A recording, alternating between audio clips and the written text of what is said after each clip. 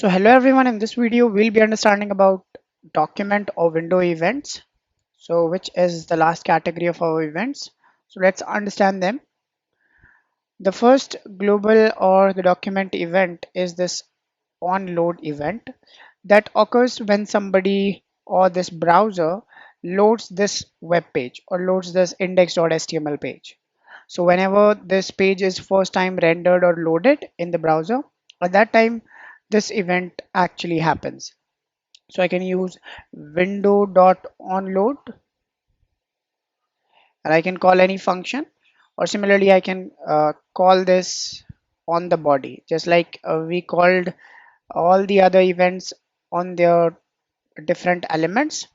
So similarly we can call this on body as well, but I'll be calling it in window. Let's say window.onload, and we can call any function. Let's say I want to call this log me, and inside that I can, let's say, write something, or let me just add one alert here: page loaded, and I can call this function which is nothing but the log me. Remember, we don't provide brackets when we are calling like this, we just provide the function name. So now you can see when this page first time loaded, you can see this is showing us page loaded alert here. If I refresh it again, so you can see page loaded is again visible. Similarly, we have this on unload. We can do the similar thing with on unload, but remember this isn't supported in all browsers. Uh, we need to have some support on the browsers. So if I, let's say, have this tab, if I close it, you can see nothing happens because I told you that this event will not always happen in every browser. It supports some of the browsers only, and it is not suggested to use this as well. So you can leave this out because it isn't supported in all the browsers.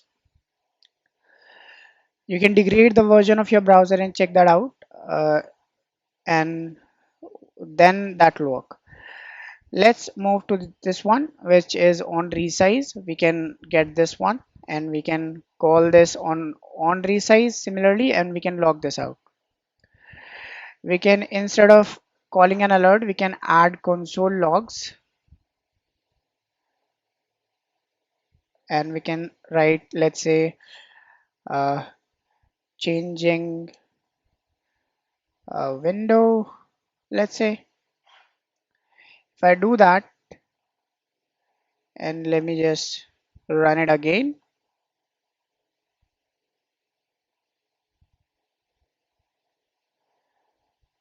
and if I see the console now,